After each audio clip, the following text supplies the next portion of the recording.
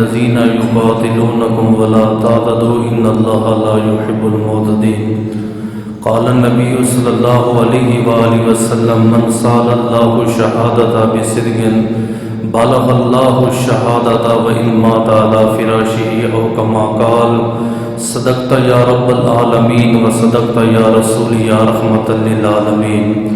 بندہ پروردگارم امت احمد نبی دوست دارم چار یارم تابع اولاد علی مذہب حنفیہ دارم ملت حضرت خلیل خاک پائے غوث اعظم زیر سائے ارولی. ان اللہ و ملائکتہ یصلون علی النبی یا ایھا الذین آمنوا صلوا علیہ وسلموا تسلیما. میرے ساتھ مل کر بآواز بلند درود و سلام کا نذرانہ پیش کریں. اللہم صلی علی سیدنا و مولانا محمد وعلی آل سیدنا و مولانا محمد وبارک وسلم وصلی علیہ. الصلاۃ والسلام علیک یا سیدی یا رسول اللہ وعلی آلک و صحابک یا سیدی یا حبیب اللہ. الصلاۃ والسلام علیک یا سیدی یا نور العینین وعلی آلک و صحابک یا سیدی یا جد الحسنین. الصلاۃ والسلام علیک یا سیدی یا خاتم النبیین وعلی آلک و صحابک یا سیدی یا رحمۃ للعالمین. ربی اشرح لی صدری ویسر لی امری واحلل عقدۃ من لسانی یفقہوا قولی. تمام تعریفیں تمام حمد و ثنا اس ذات کے لیے، وہ ذات جو ایاک نعبد و ایاک نستعین بھی ہے، مالک یوم الدین بھی ہے، صراط مستقیم بھی ہے، نعم المولا و نعم النصیر بھی ہے، لہ مغفرۃ و اجر کریم بھی ہے.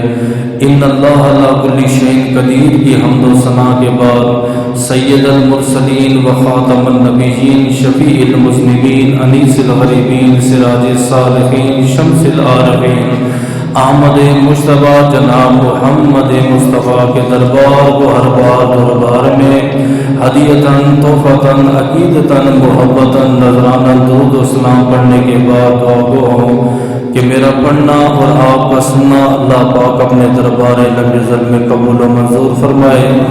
اللہ پاک امام الانبیاء کے وسیلہ جلیلہ سے ہم تمام مسلمانوں کو اپنے گھر بیت اللہ اور گنبد خضرا کا دیدار نصیب فرمائے. اللہ پاک اپنی عظیم الشان کتاب قرآن پاک فرقان حمید برہان رشید میں حق کا ذکر فرما رہا ہے. ماہ مبارک ماہ جمادی الاول کی آمد ہے. عظمت والا، برکت والا، رفت والا، ذکر والا یہ ماہ مبارک ہے. علماء کرام فرماتے ہیں کہ جو بندہ چاہتا ہے کہ میری ہر ضرورت پوری ہو، بعد نماز مغرب 100 مرتبہ حضور علیہ السلام کی ذات پہ درود پڑھے، اس کے بعد اپنی مشکلات اللہ کی بارگاہ میں پیش کرے اور اللہ کی بارگاہ میں دعا کرے، انشاءاللہ درود کی برکت سے تمام مشکلیں آسان ہوگی.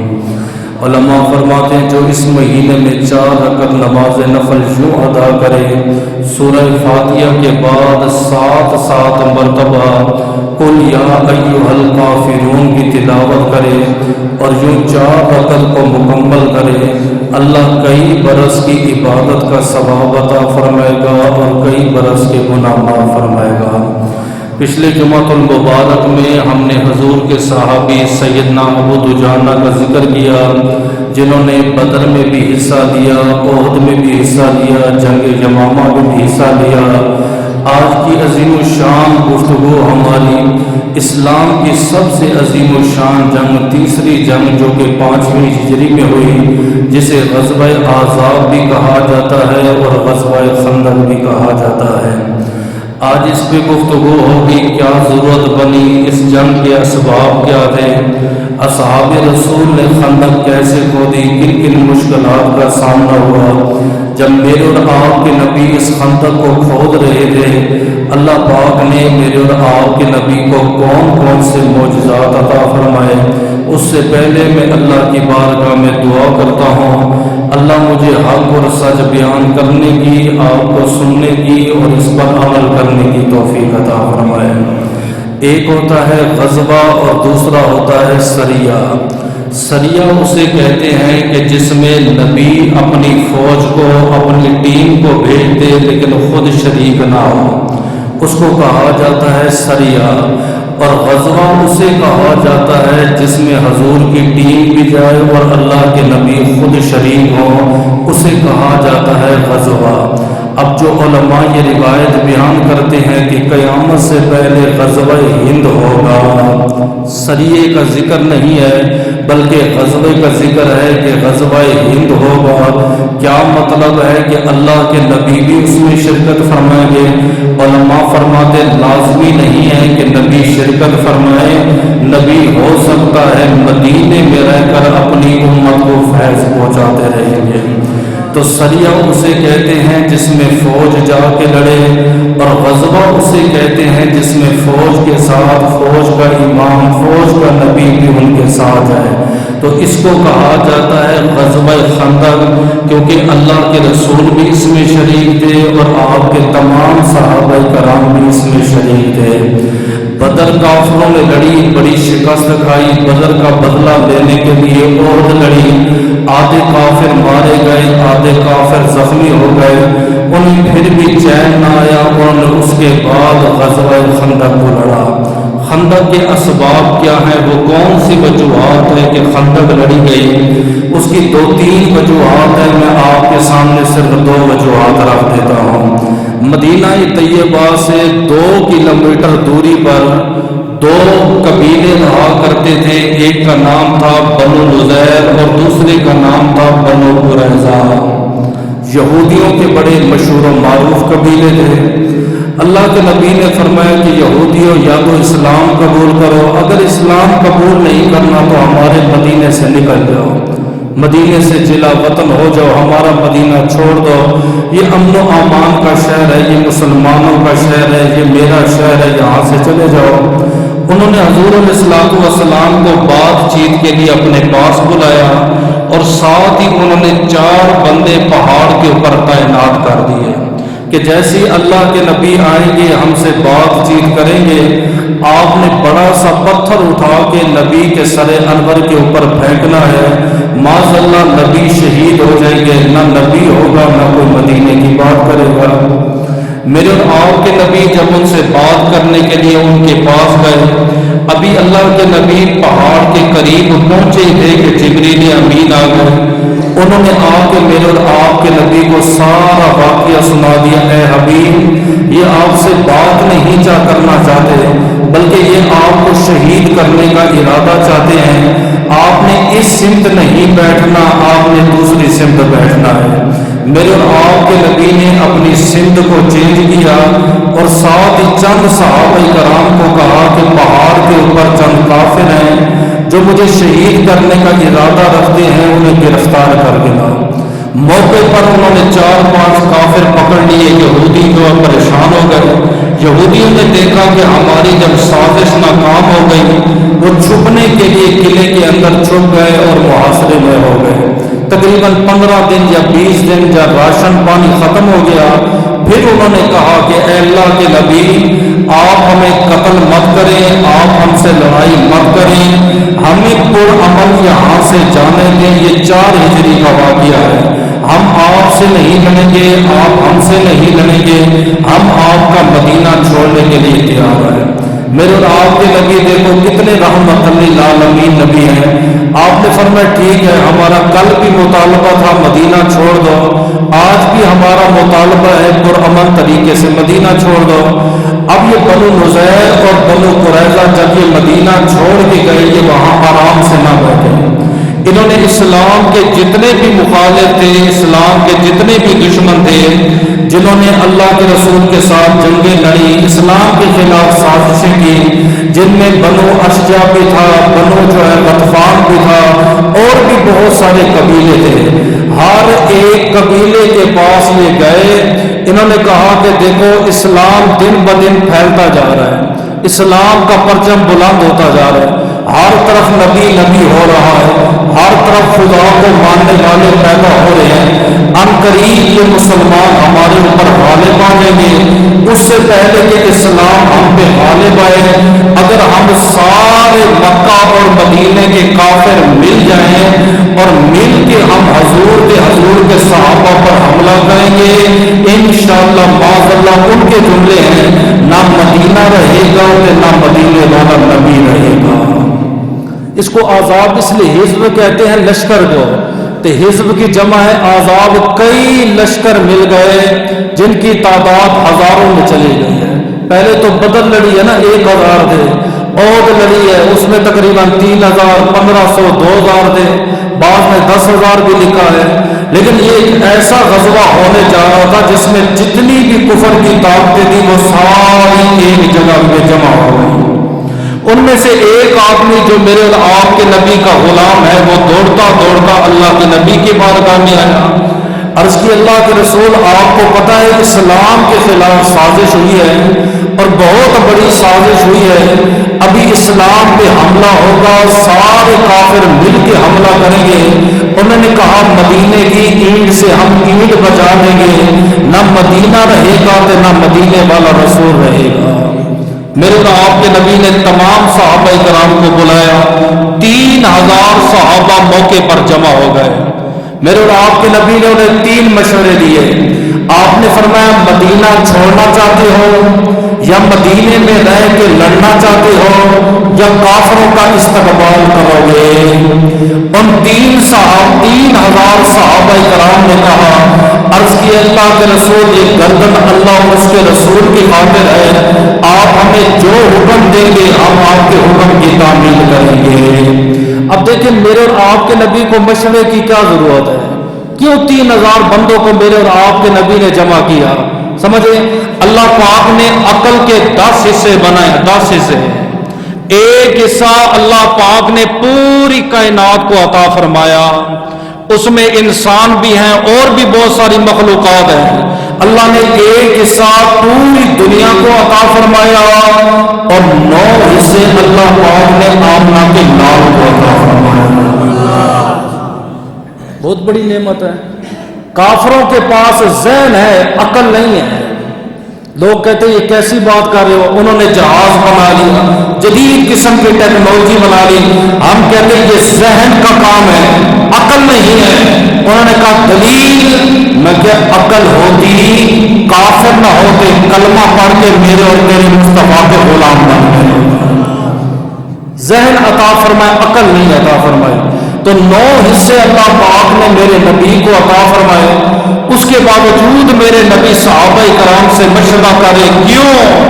کیونکہ قرآن کہتا ہے مشاورہم فی الامر، محبوب ہر کام میں مشورہ کیا کرو، جو بندہ کسی کو اچھا مشورہ دے دے آگے اس کے ساتھ جائے یا نہ جائے، صرف ایک اچھا مشورہ دے دے، اللہ ایک مقبول حج دے ایک مقبول عمرہ کرنے کا ثواب عطا فرمائے۔ آپ نے فرمایا کیا کرو گے؟ عرض کی اللہ کے رسول لڑیں گے۔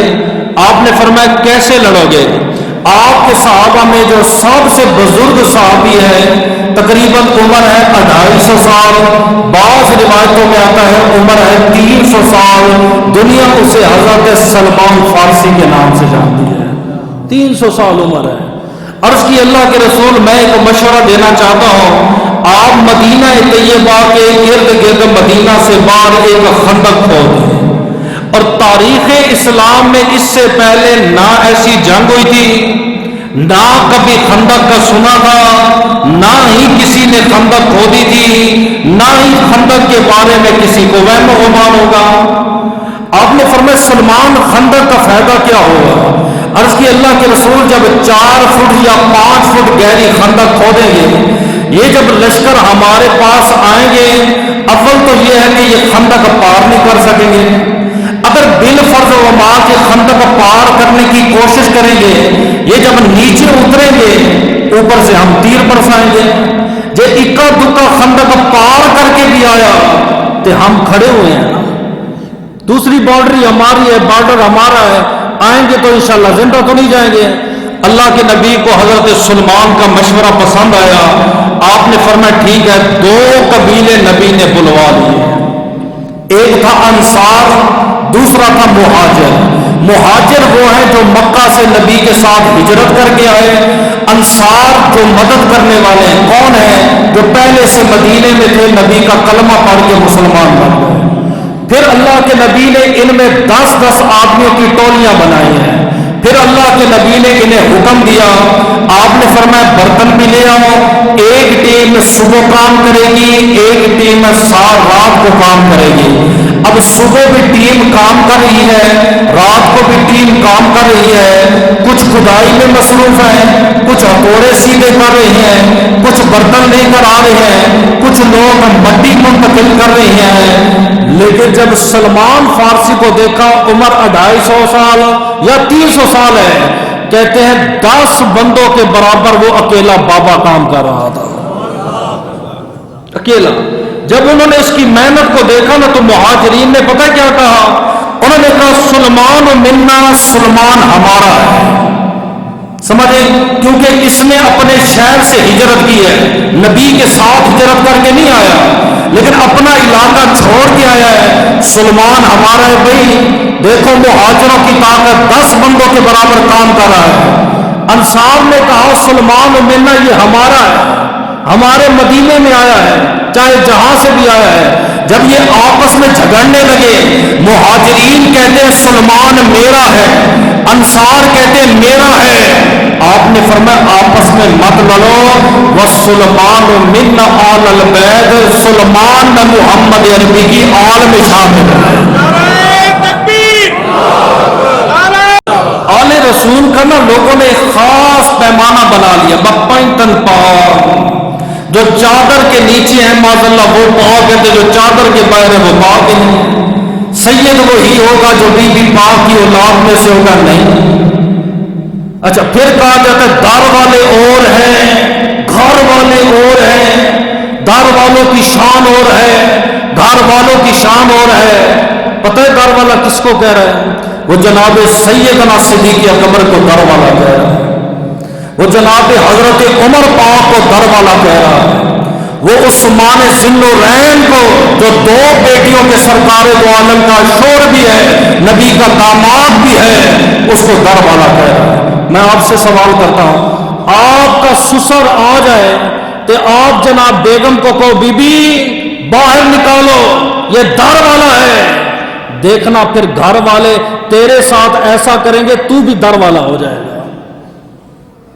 تو آج کے دور میں اپنے سسر کا احترام کرتا ہے، عزت کرتا ہے، میرا سسر ہے، تو اسے گھر لے کر آتا ہے، گھر کا فرد تسلیم کرتا ہے۔ میں کیسے مانوں جب یہ نبی کے سسر کو کہتا ہے وہ در والے تھے اور معاذاللہ یہ گھر والے ہیں۔ اور میرے پیر عبد القادر جیلانی نے مسئلہ حل کر دیا۔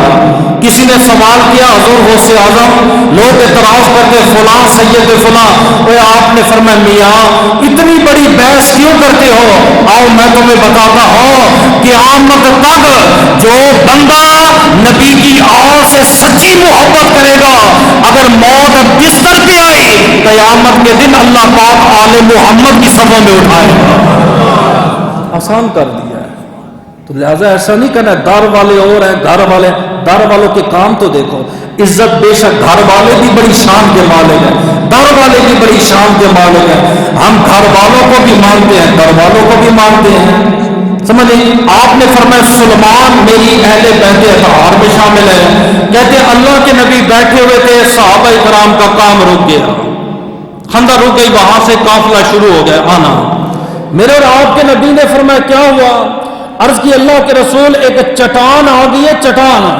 ہم نے بڑی کوشش کی، ہر صحابی نے کوشش کی ہے، لیکن وہ چٹان ہم سے جو ہے نا ہٹ نہیں پا رہی، رکاوٹ بن چکی ہے، اس لیے کام ہم نے چھوڑ دیا ہے۔ میں آپ کو یوں سمجھاؤں، ابو دجانہ جیسا صحابی بھی چٹان توڑنے میں ناکام ہے، عمر پاک بھی موجود ہیں، مولا علی شیر خدا بھی موجود ہیں، 3000 صحابہ کرام ہیں، اور اس دور کے جوان آدمی ہیں۔ آقا وہ پہاڑ میں جو ہے نا غار کے اندر، خندق کے اندر ایک ایسی چٹان ہے، ہم اس کو نہیں توڑ پا رہے، لیڈر وہ نہیں ہوتا جو دوسروں کو آرڈر دے، چل بھی تو یہ کام کر، تو یہ کام کر، خود کرسی پہ بیٹھا رہنے۔ تم لوگ لیڈروں کی خاطر لڑتے ہو، کبھی ایک کے لڑتے ہو، کبھی دوسرے کی خاطر، جن کے خاطر تم لڑتے ہو رات کو وہ ایک کمرے میں اکٹھے ہوتے ہیں۔ لیڈر کس کو کہتے ہیں؟ ہم کس کو لیڈر مانتے ہیں؟ میرے اور آپ کے نبی نے فرمایا پریشان نہ ہو، میں ہتھوڑا لے کر آ رہا ہے۔ خود میرے اور آپ کے نبی خندق کے نیچے اترے، فرمایا بتاؤ بھی کون سا پتھر ہے؟ کیوں؟ علماء فرماتے ہیں 70 بندوں کے برابر اللہ پاک نے میرے نبی کو طاقت عطا فرمائی۔ غلط استعمال میرے نبی نے نہیں کیا۔ خندق میں نیچے اترے، مسند امام احمد کی روایت پڑھا، فضرب ضربۃ شدید، میرے اور آپ کے نبی نے پہلی ضرب ماری۔ اب یہ دل کے کانوں سے تو نے سننا ہے، میرے اور آپ کے نبی کے جملے سن۔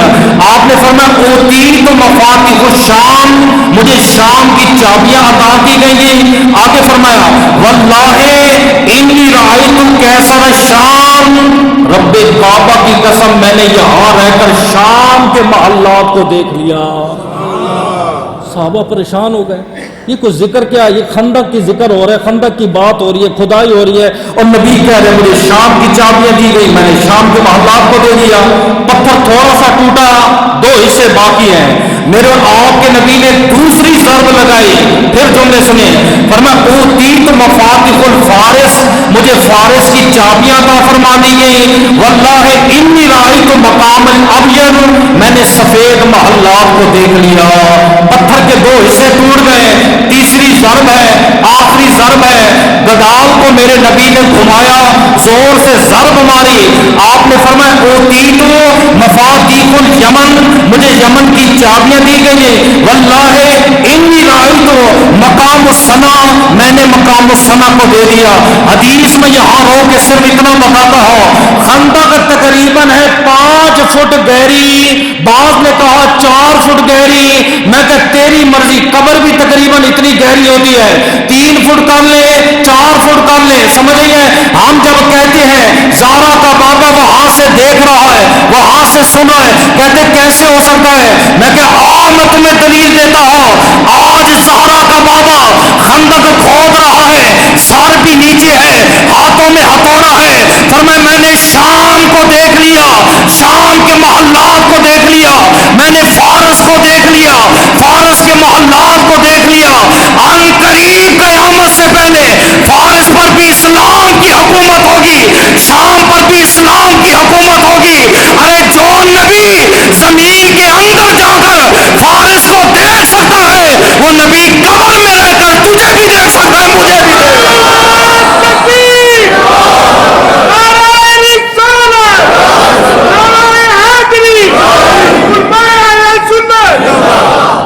عام کتابوں میں جو لفظ ہے وَضَرَبَ ضَرْبَةً شَدِيدًا، پہلی ضرب میرے نبی نے ماری، پتھر ٹوٹ گیا۔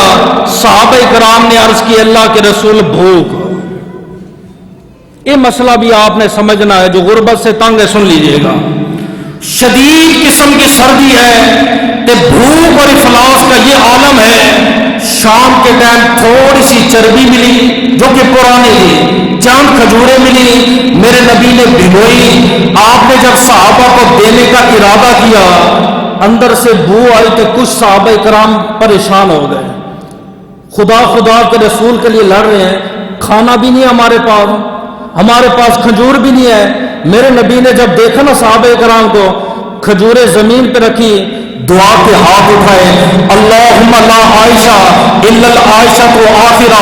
آپ نے فرمایا اللہ زندگی نہیں، زندگی تو آخرت کی ہے، فاغفر للانصار والمہاجر، انصار کو بھی معاف فرما اور مہاجر کو بھی معاف فرما۔ صحابہ کہتے اگر کھانا کھاتے اتنی طاقت نہ ملتی، لیکن مصطفیٰ کی دعا نے اتنی طاقت دی ہے، ہم نے بھی نبی کو حوصلہ دیا، فرمایا یا رسول اللہ پریشان نہ ہو، نحن الذین بایعوا محمد ما بقینا ابدا۔ آقا کیا سمجھتے ہیں کھجوروں کی وجہ سے بیعت کی ہے؟ تیل روٹی کی وجہ سے آپ کا ہاتھ پکڑا ہے؟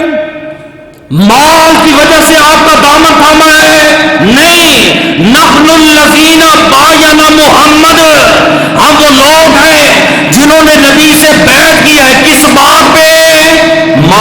باقین ابدا، فرمایا قیامت بھی آ جائے، محبوب جییں گے تو تیری خاطر، مریں گے تو تیری خاطر۔ نعرہ تکبیر، نعرہ رسالت، نعرہ حیدری۔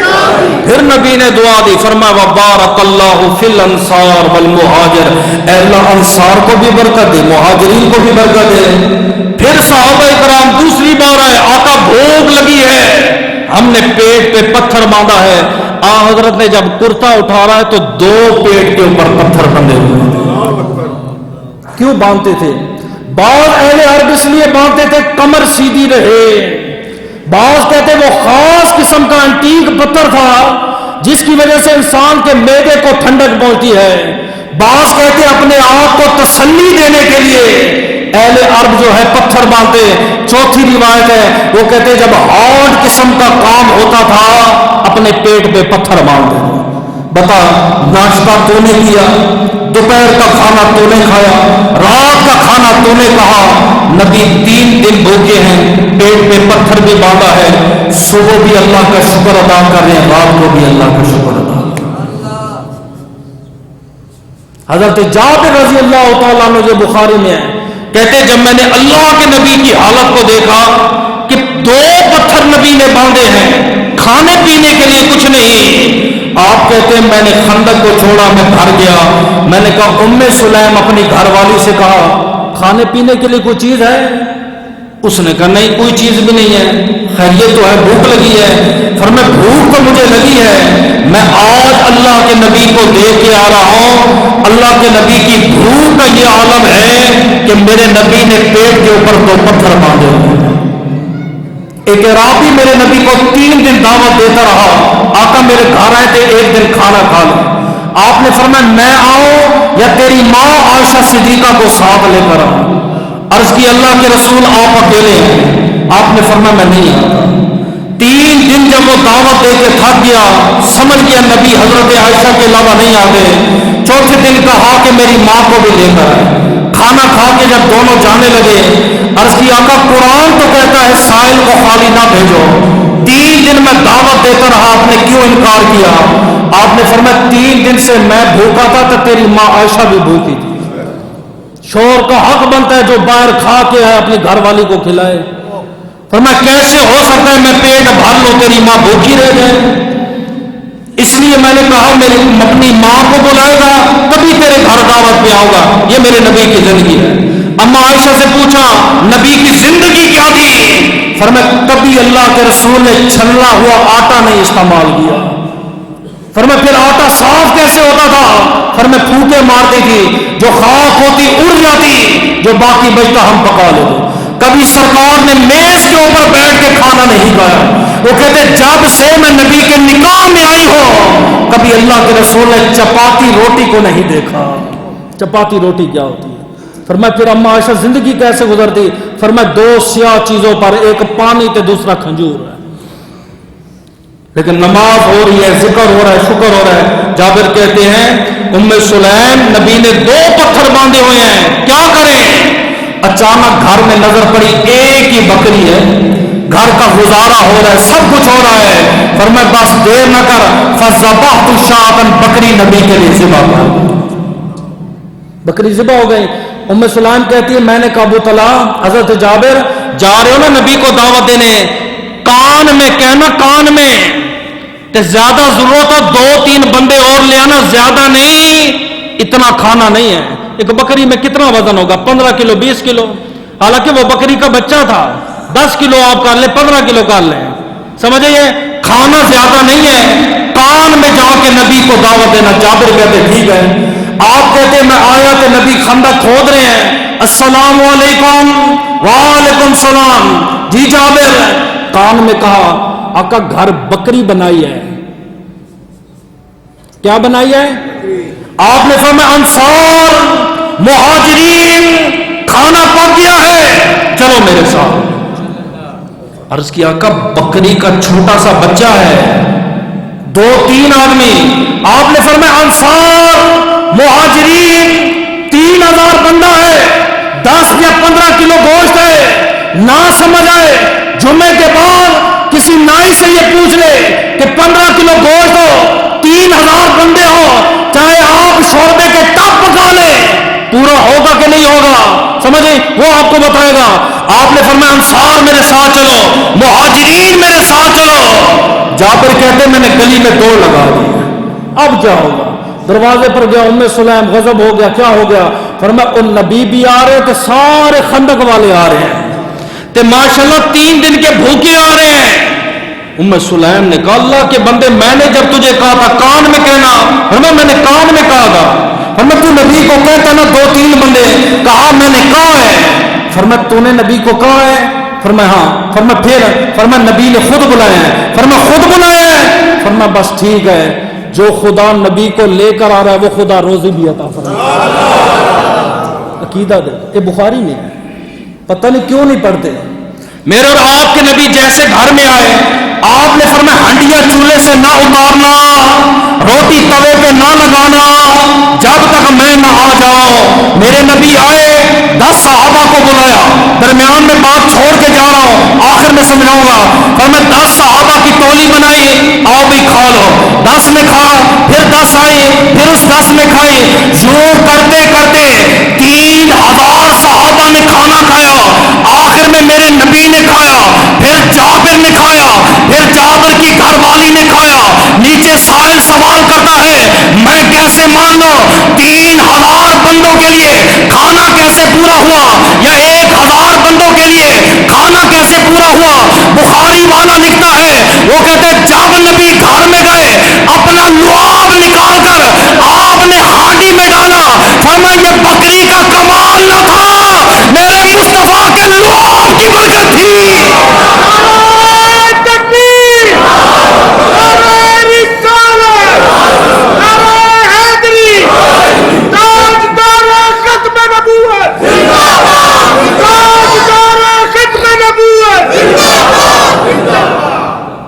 جو کہتے ہیں نا نبی ہم جیسا ہے، انہیں کو پریکٹیکل کر کے دیکھ لیتے ہیں۔ بیوی تیری گھر سالن بنائے گی، تو وچ تھوک سٹنا ہے، ٹھیک ہے، تو نے پھینکنا ہے دھول، پھر اسے کہے کہ کھا کے دکھا، انشاءاللہ تجھے چٹوائے نہ تو میرا نام بھی مفتی طاہر اصلی نہیں ہے۔ تیرا تھوک تیری بیوی چاٹنے کے لیے تیار نہیں، تیرا بیٹا چاٹنے کے لیے تیار نہیں، تیرا جھوٹا تیری اولاد کھانے کے لیے تیار نہیں۔ جب عبداللہ جاسوس بن کے آیا تھا مدینہ طیبہ میں، واپس کافروں کے پاس گیا، اس نے کہا تم نبی کو شہید نہیں کر سکتے، اس نے کہا وجہ، فرمایا میں نے کیسر کو بھی دیکھا ہے، میں نے کسرا کو بھی دیکھا ہے، بڑے بڑے بادشاہوں کو دیکھا ہے، بال کٹواتے ہیں، نالیوں میں جاتے ہیں، گٹر میں جاتے ہیں، رب کعبہ کی قسم ہے نبی کا بال زمین پہ نہیں گرتا، اصحاب محمد اسے اپنے ہتھیلی پہ اٹھا لیتے ہیں۔ میں نے بڑے بڑے بادشاہوں کو دیکھا ہے، تھوک پھینکتے ہیں، کوئی پرواہ نہیں کرتا، یہ نبی کے دیوانے ہیں، تھوک زمین پہ گرتا نہیں، ہاتھوں پہ اٹھا کے جسم پہ مال لیتے ہیں۔ سمجھ آئیے، تھوک یہ میرے نبی کے لعاب کا برکت تھا، برکت تھی۔ 1000 بندوں کے لیے بکری کافی ہو گئی، ادھر کافر پوری تیاری کر کے پہنچ گئے۔ اب جیسے مدینہ طیبہ میں بڑے خوش تھے، ہم جناب 10,000 کا لشکر ہے، بڑے بڑے کافر ہیں، بڑے بڑے جنگجو ہیں، اونٹ ہیں، گھوڑے ہیں، ناچنے والی ہیں، جہاد کے آلات ہیں، اسلحے سے لیس ہیں۔ جیسے مدینے میں آئے انہوں نے خندق دیکھی، ان کے پاؤں کے نیچے سے زمین نکل گئی، کہ یہ کیا ہوا ہے، یہ تو آج سے پہلے کبھی ایسا نہیں ہوا، اتنی عقل اتنی سوچ یہ مسلمانوں میں کیسے آئی، انہوں نے خندق ملا لی، لڑ تو یہ سکتے نہیں تھے، ہم تعداد میں بہت تھے، اب کیا کریں؟ پھر انہوں نے 3 آپشن دیے ہیں۔ پہلا آپشن کہ واپس بھاگ جاؤ، خندق پار نہیں کر سکتے، دوسرا آپشن یہ ہے انتظار کرو، تیسرا آپشن یہ ہے ہمت کرو کہ خندق کو پار کرو۔ باقی بندوں کو یہ بات سمجھ آ گئی، کچھ ہوتے جذباتی قسم کے لوگ، ان کو ایسے بات سمجھ نہیں آتی۔ ان میں ایک سب سے بڑا پہلوان جس کا نام تھا عمر ابن غد، آپ نے شاید اس کا نام سنا، یہ ایک ایسا کافر گزرا تاریخ میں 4-5 بندوں سے نہیں لڑتا تھا، کہتے توہین ہے، میدان لگاؤ، 100 مسلمان چھوڑو، 50 مسلمان چھوڑو، میرے ہاتھ سے تلوار بھی لے لو، میں اکیلا 50 کے 100 مسلمانوں سے لڑوں گا۔ اور یہ باتیں نہیں تھی، یہ بدر میں آیا تھا، بدر میں لڑا تھا، کئی مسلمانوں کو اس نے مارا، حتیٰ کہ بدر میں زخمی ہو گیا تھا۔ یہ احد میں آیا، کئی مسلمانوں کو اس نے شہید کیا، احد میں بھی زخمی ہو کے گیا۔ اس کو اتنا دکھ ہوا، اس نے کہا میں نے اتنی جنگیں لڑی ہیں، زخمی کبھی نہیں ہوا، ان مسلمانوں نے، کل کے مسلمان ہیں، انہوں نے مجھے زخمی کر دیا ہے، میں جناب والا خندق میں ان سے بدلہ لوں گا، ہر ایک کو چن چن کے ماروں گا۔ اس نے کہا میں خندق پار کروں گا، کافروں نے روکا نہیں، نہ کرنا خندق پار، اس طرف نبی ہے تو نبی کے صحابہ ہے، درمیان میں خندق ہے، اس نے کہا میں پار کروں گا۔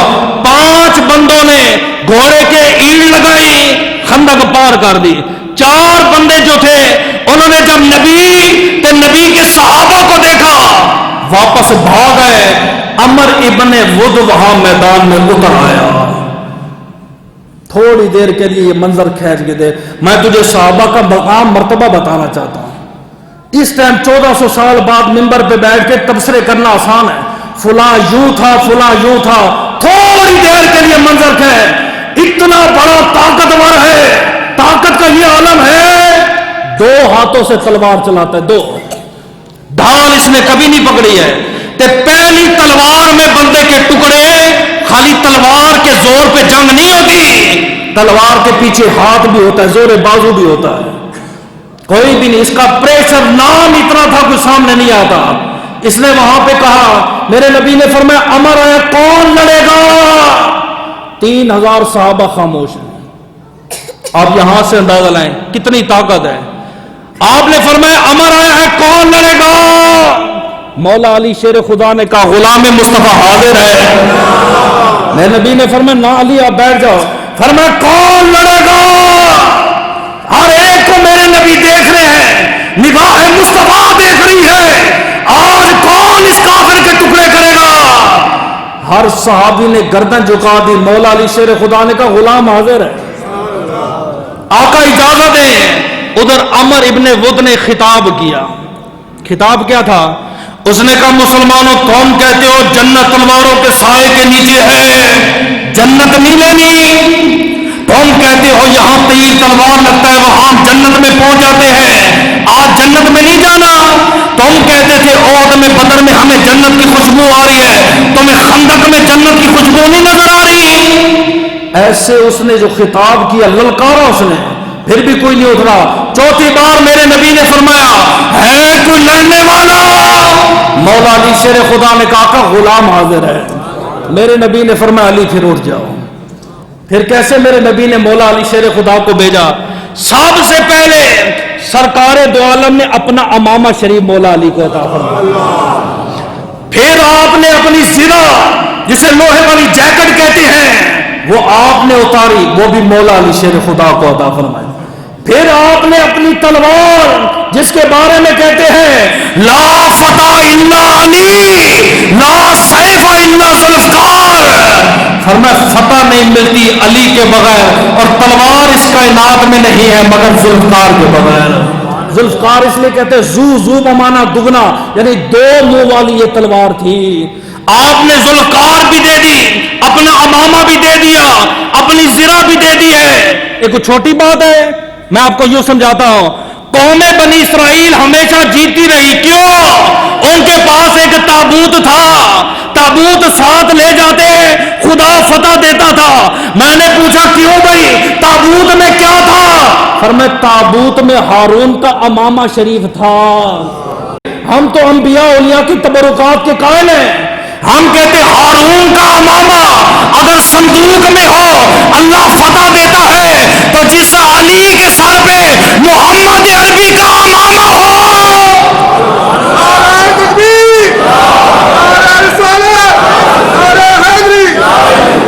پھر اگلی بات جو سب سے زبردست بات ہے، میرے نبی نے جب بھیجا نا، آپ نے فرمایا اللہ بدر میں میرا حارث شہید ہوا، دکھ ہوا ہے، رویا ہو، برداشت کیا ہے، کوئی بات نہیں، عہد میں میرا چاچا امیر حمزہ شہید ہوا، دکھ ہوا ہے، میرے باپ کی جگہ تھا، شہید ہوا ہے، جدائی لی ہے، برداشت کیا، کوئی بات نہیں، اے اللہ آج علی کو بھیج رہا ہو، علی کی جدائی برداشت نہیں کروں گا۔ ساتھ ہی میرے نبی نے دعا کے ہاتھ اٹھا دیے، اللہ منصر علی، اے اللہ مولا علی کی مدد فرما۔ مولا علی کی دعائے مصطفیٰ بھی ہے، تلوار بھی دے دی ہے، امامہ شریف بھی دے دیا ہے، 3000 کا مجمع لگا ہوا ہے۔ مولا علی شیر خدا عمر بن ابن ود کے سامنے سینہ تان کے آ گئے۔ آپ نے فرمایا ہاں بھائی کون ہے تو؟ اس نے کہا عمر بن ابن ود، آپ کون ہو؟ فرمایا عبد المطلب کا پوتا ہو، حضرت ابو طالب کا شہزادہ ہو، حسنین کریمین کا بابا ہو، زہرا کا شوہر ہو، دنیا مجھے غلام مصطفیٰ کے نام سے جانتی ہے اور میری ماں نے میرا نام حیدر رکھا ہے۔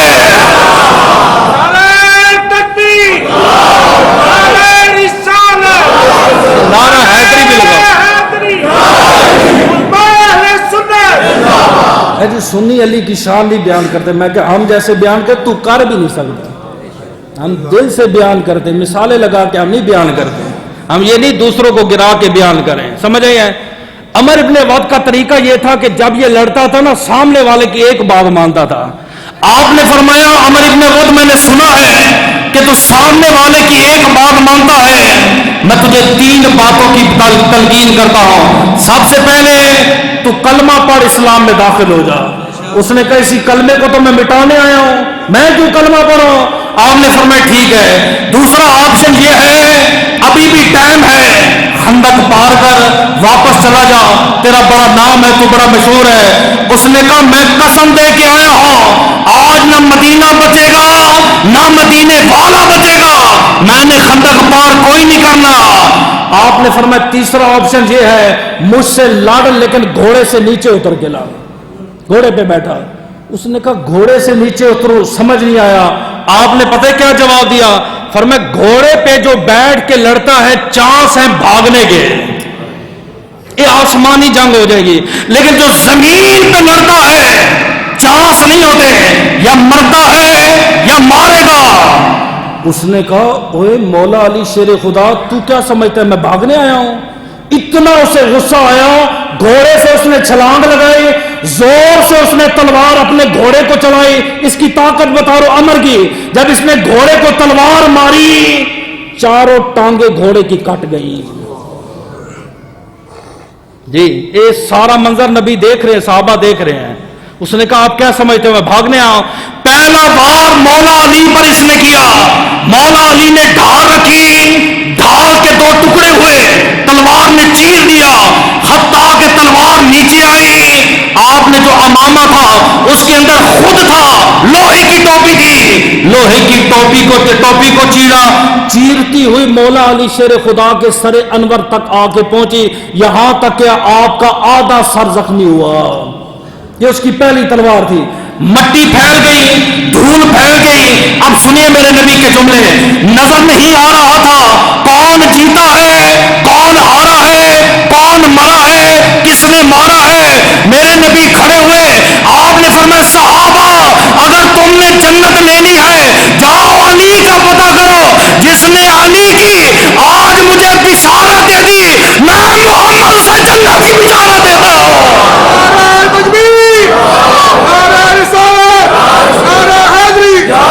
دھول ہے، نظر کچھ نہیں آ رہا، عمر کدھر ہے، مولا کہاں پہ ہے؟ اچانک جب ذوالفقار علی اٹھی، پہلی مرتبہ تلوار اٹھ رہی ہے، ایک ہی ضرب لگائی، لوہے کا خود بھی پھاڑ دیا، گردن بھی پھاڑ دی، کھوپڑی بھی پھاڑ دی، سینہ بھی پھاڑ دیا، 2 ٹکڑے کر کے ایک نعرہ لگایا، نعرہ تکبیر۔ جب یہ نعرہ لگا ایک گونج پیدا ہوئی، میرے نبی نے ایک جملہ کہا تھا مولا علی کے لیے۔ آپ نے پتہ کیا کہا؟ فرمایا افضل الاعمال من امتی الی یوم القیامہ، فرمایا قیامت تک بڑے بڑے عمل ہوتے رہیں گے، جو عمل علی نے کیا ہے نہ علی کی کوئی مثال ہے نہ علی کے اس عمل کی کوئی مثال ہے۔ پھر میرے نبی نے، ٹائم زیادہ ہو گیا، میرے نبی نے دعا کی، اے اللہ میری مدد فرما۔ ایک آندھی آئی جس کی وجہ سے یہ ہلاک اور برباد ہو گئے، اللہ پاک نے میرے نبی کو فتح عطا فرمائی۔